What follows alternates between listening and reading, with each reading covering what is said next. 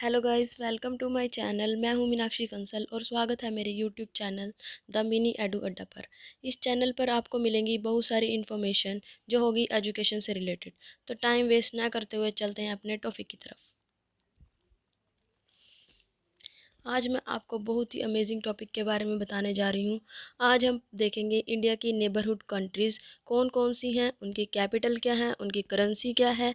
ये video exam point of view से भी उतनी इम्पोर्टेंट होगी और अपनी नॉलेज को बढ़ाने के लिए भी वही इतनी ही इम्पोर्टेंट होगी। तो स्टार्ट करते हैं इंडिया से। तो इंडिया से स्टार्ट करते हैं। इंडिया की शेप कैसी है? क्वाड्रिलेटरल है। इसका क्षेत्रफल कितना है? इसका क्षेत्रफल है 32,87,263 kilometre square. Okay, got it. Area of world कितना है? इसमें एरिया ऑफ वर्ल्ड है 2.4%। भारत की जनसंख्या के आधार पर भारत का कौन सा स्थान है? दूसरा। भारत की जनसंख्या कितने प्रतिशत है विश्व में? 17.7%। हमारी कंट्री इंडिया की कैपिटल कौन सी है? दिल्ली। और इसकी करेंसी क्या है? रुपीस। जैसे कि ये इंडिया का फ्लैग आप देख रहे हैं और ये उसकी करेंसी का साइन आप देख रहे हैं। और भारत की सीमा दो बाउंड्रीज होती हैं, एक लैंड बाउंड्रीज, एक वाटर बाउंड्रीज। लैंड बाउंड्रीज की लंबाई मतलब लेंथ कितनी है? 15,200 किलोमीटर। और वाटर बाउंड्रीज, इसकी लंबाई 6,100 किलोमीटर या फिर 6,100 किलोमीटर है। भारत देश की सीमा से टच होने वाले देश कौन कौन से हैं? पाकिस्तान, सेकंड अफगानिस्तान, चीन, नेपाल, भूटान, म्यांमार, बांग्लादेश, श्रीलंका और मालदीव।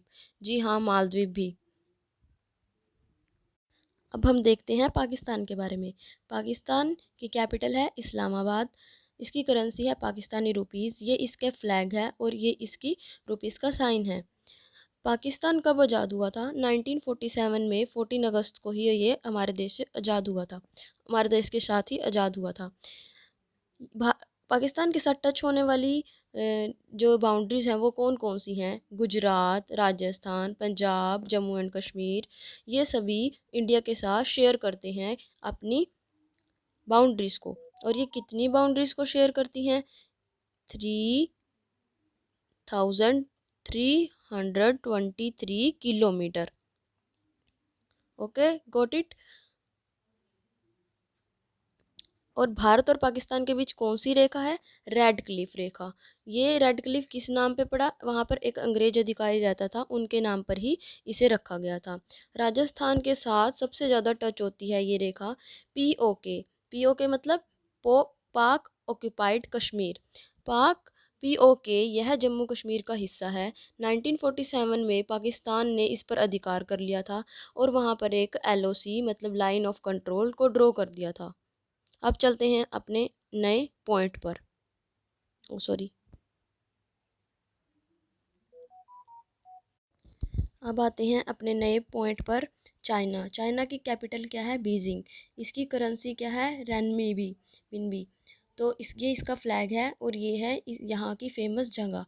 और ये इनके नोट मतलब करेंसी। तो चीन है जो वो क्या है? उसकी रेखा किस किस के साथ टच होती है? जम्मू एंड कश्मीर, हिमाचल प्रदेश, सिक्किम, अरुणाचल प्रदेश, उत्तराखंड, इनसे ही वो रेखा टच होती है। और इसकी लंबाई क्या है? इसकी लंबाई है 3,488 kilometre. I hope you get it. India और चाइना के साथ जो लाइन टच होती है उसे मैक मोहन लाइन भी कहते हैं। तिब्बत और इंडिया के बीच ये खींची गई थी, पर चीन ने तिब्बत पर कब्जा कर लिया, जिसके कारण मैक मोहन लाइन इंडिया और चाइना के बीच खींची गई।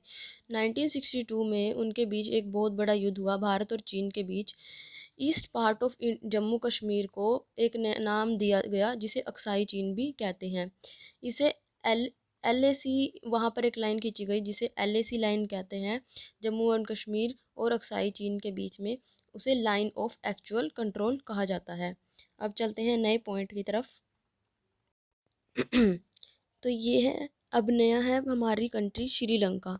श्रीलंका की कैपिटल क्या है? कोलंबिया, और इसकी करेंसी क्या है? श्रीलंकन रुपीस।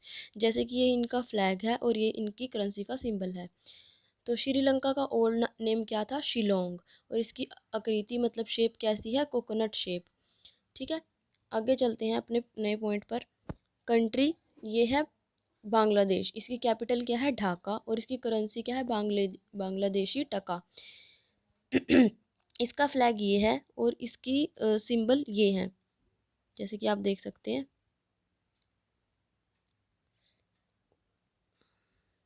बांग्लादेश 1971 में बना था। यह भारत का एक हिस्सा था। ये इसे पहले पूर्वी बंगाल भी कहते थे। पश्चिमी बंगाल, असम, मेघालय, त्रिपुरा, मिजोरम सबसे लंबी रेखा बनाते हैं। इनकी लेंथ 404096 किलोमीटर है, मतलब 4096 किलोमीटर है बांग्लादेश की। नेपाल, नेपाल की कैपिटल क्या है? काठमांडू, और इसकी करेंसी क्या है? Nepalese rupees. ये है इनका फ्लैग और ये है इनकी करेंसी। तो ये क्या है? लैंडलॉक कंट्रीज हैं जो नेपाल है। और लैंडलॉक कंट्रीज का मतलब क्या होता है? जिनकी लैंड मतलब कि कवर्ड बाय लैंड एरियाज। और ये बफर स्टेट भी हैं। बफर स्टेट क्या होता है? दो दुश्मन देशों के बीच स्थित जो देश होता है उसे बफर स्टेट कहते हैं।